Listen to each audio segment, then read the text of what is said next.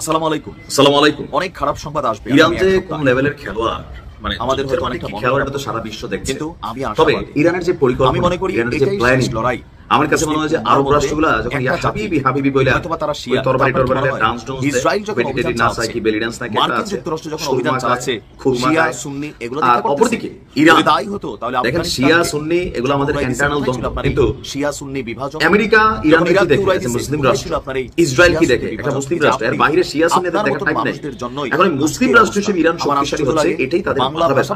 আপনি ইরানের পরিকল্পনা দেখেন, একটা কথা আছে যে একটা ব্যাটার প্ল্যান, একটা যুদ্ধের অর্ধেক জয় করে দেয়, যেগুলো ঐতিহাসিক কথা ইরান আজকের দিনে এগুলো প্রমাণ করছে। 2000 টাকার জন্য আমরা দেখছি যে গেল 10 দিন যাবত যে যুদ্ধ চলছে, বিশেষ করে আমেরিকা হুট করে আইসা তবে আমাদের মধ্যে জাতিগত সিদ্ধান্ত নিবে বলে ঠিক 48 ঘন্টার মধ্যে যে তিনটা ইরানের গুরুত্বপূর্ণ পারমাণবিক স্থাপনা সেখানে হামলা চালাইছে। ইরানের মূল যে ইউরেনিয়াম, মূল যেটা আমাদের পারমাণবিকের ইকুইপমেন্টটা, এটা কিন্তু ইরান সহায় করছে। কোথাও কোনো লস হয় না। এখন আস্তে আস্তে এগুলো বের হচ্ছে ইরান কিভাবে সারা পৃথিবীর সম্পারাইয়া তলে তলে এই মুহূর্তে মানে নিজেদের অবস্থানকে পাকাপোক্ত করছে। দর্শক, ইরানের পারমাণবিক কর্মসূচি যাতে ব্যাহত না হয় তা নিশ্চিত করার জন্য আগে থেকেই পরিকল্পনা ছিল ইরানের পক্ষে নিজেদের। আমার কাছে অনেক সময় মনে হয় যে গাজার যে যুদ্ধ, সেই যুদ্ধের মধ্যে কেন আজকের দিন পর্যন্ত তাদের টানেলগুলোকে খুঁজে পাচ্ছে না বা শনাক্ত করতে পারতেছে না, কারণ তারা জানতো যে তাদেরকে শত্রুরা খোঁজ করবে, অলি গলিতে খোঁজ করবে। আর সেই জন্যই সকল প্রযুক্তি, সকল সিস্টেম ব্যবহার করে কোথায় নিয়ে গেছে, পাহাড়ের পাদদেশে যেন খুঁজে আপনি না পান। তো এই অবস্থার মধ্যে ইরানের যে পারমাণবিক কর্মসূচিগুলো আমরা দেখেছিলাম, ভয় পাইছিলাম যে শেষ মনে হয় ইরান না, আলহামদুলিল্লাহ কিছু হয় নাই।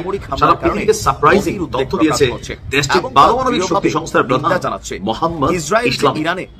আপনার আন্তর্জাতিক গণমাধ্যম, মার্কিন গণমাধ্যমগুলো সহ প্রত্যেকে এই নিউজটা করেছে যে মার্কিন যুক্তরাষ্ট্রের এই হামলা যেটা করছে কি ইরানের একটা প্রেসার ক্রিয়েট করছে। ইরান যে পাল্টা অভিযান চালাচ্ছে মার্কিনীদের বিশ্বজুড়ে পরিস্থিতির মধ্যে দিয়ে যাচ্ছে, স্পষ্ট করে যে ইরানের হালকা যুক্তরাষ্ট্র এবং আমরা যেটা ভয় পাইছিলাম তাদের যুদ্ধের সাধারণতা বিফলে গেল। যিনি ইরানি পারমাণবিক কর্মসূচির প্রধান আছেন, তিনি বলছেন যে আমাদের পারমাণবিক কর্মসূচি এবং শিল্পে যাতে কোনো ব্যাঘাত না ঘটে তা নিশ্চিত করার জন্য ইরান আগে থেকে পরিকল্পনা করে রেখেছিল। ধারণা করা হচ্ছিল যে আজকে যে যুদ্ধটা আমরা দেখছি এটা 10 বছর পরে হইতে পারতো, 10 বছর আগে হইতে পারতো।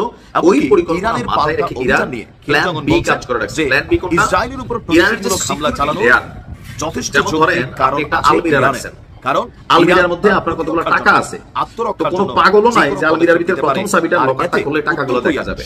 সিস্টেম কি আলমিরার ভিতরে ছোট আরো মেইন পকেট আছে, ওই পকেটের ভিতরে এক্সট্রা সিকিউরিটির জন্য আরো পকেট আছে। আবার এখন দেখবেন আধুনিক সিস্টেম আসছে কি আপনি দেখতেছেন নরমাল, কিন্তু না, কেন ঘটে না এই পাটটা দেখতেছেন পরিমাণ আর নিচে দিয়ে চাবি দিয়ে খোলা যাবে না, রিজার্ভ প্রযুক্তির ব্যবহার করা হচ্ছে। ইরান তদ্রু এরকম একাধিক সিকিউরিটি লেয়ার তৈরি করেছিল যে কখনো যে কোনো সময় যদি কোনো আক্রমণ আসে তাহলে প্রথমে আসবে কি আলমিরার মূল বডিটাতে কাতার আসলে কি করতে হবে, ভেতরের যে জিনিসগুলো আছে বডির পিছনের অংশ দিয়ে বাইপাস রোডে এটাকে আরেক জায়গায় নিয়ে যাওয়া হবে। ইরানের কাছে এগুলো দেখেন নিখুঁতভাবে ইরান করছে। আজকের দিনে যখন আমরা সালেমি সাহেবের বক্তব্য শুনছি যে ইসরায়েল এবং যুক্তরাষ্ট্র যে পারমাণবিক স্থাপনা লক্ষ্য করে হামলা চালিয়েছে, ইরান জানতো তারা এমন কিছু ঘটাবে, আর এতেই আপনার তারা কিছু সরঞ্জাম এবং গুরুত্বপূর্ণ নথি গবেষণাপত্রের স্থাপনাগুলো থেকে আপনার এই ইউরেনিয়ামকে আরো যে জিনিসগুলো আছে সেগুলোকে সরিয়ে নিয়ে ফেলেছিল, সরিয়ে নিয়ে কোথায় রাখছে, একদম জায়গা মতো রাখছে। এটা ইরান ভালো জানে আর আল্লাহ জানে কোথায় রাখছে।